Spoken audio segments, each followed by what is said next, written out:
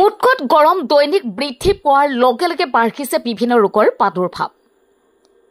একেদিনত কামৰূপ জিলাৰ নগৰবেৰাৰ লগতে দক্ষিণ বৰপেটাৰ চৰকাৰী চিকিৎসালয়সমূহত অস্বাভাৱিকভাৱে বৃদ্ধি পাইছে ৰোগীৰ সংখ্যা।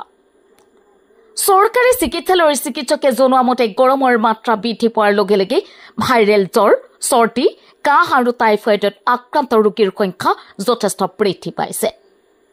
চৰকাৰী চিকিৎসালয়সমূহত পৰ্যাপ্ত দৰৱৰ ব্যৱস্থা আছে যদিও এইখিনি সময়ত কিছু সাৱধানতা অৱলম্বন কৰিবলৈ পৰামৰ্শ দিছে চিকিৎসকে।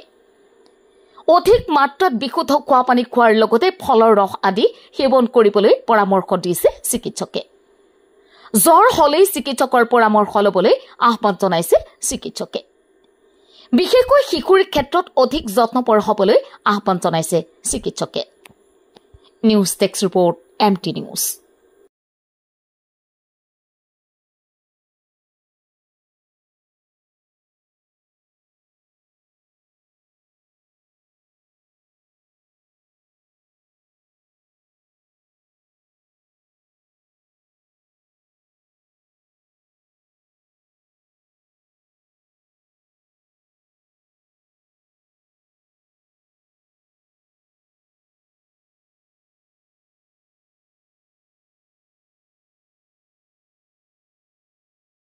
প্ৰত্যেক দিনাই 100ৰ ওপৰত পেচেণ্ট হৈ আছে।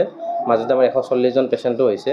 গতিকে ৰোগীৰ ভিৰ বহুত বেছি আছে। বৰ্তমান চৰ্দি কাহ এনেকুৱা ধৰণৰ বেমাৰটো বেছি হৈ আছে।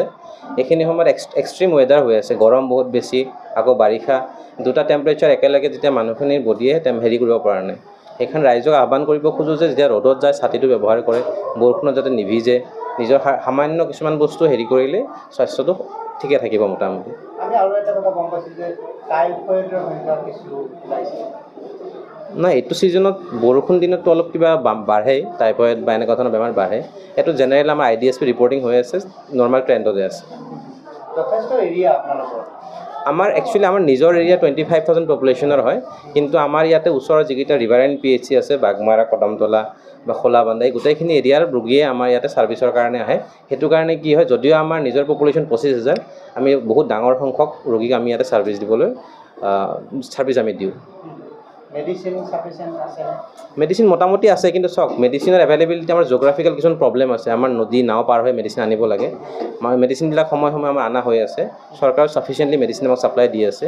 ৰিচেণ্টলি আমাৰ হস্পিটেলখনক ছাব ছেকশ্যন হিচাপে উন্নতিকৰণৰ কিছুমান প্ৰক্ৰিয়া চলি আছে। সেইটো হোৱাৰ লগে লগে আমাৰ হয়তো আৰু কিছুমান সমস্যা দূৰ হ'ব। আমি আৰু বেছিকৈ ষ্টাফো আমি ইয়াতে পালে হয়তো আমাৰ এই অঞ্চলৰ স্বাস্থ্যৰ ক্ষেত্ৰত আৰু উন্নত হ'ব বুলি আমি আশা কৰোঁ।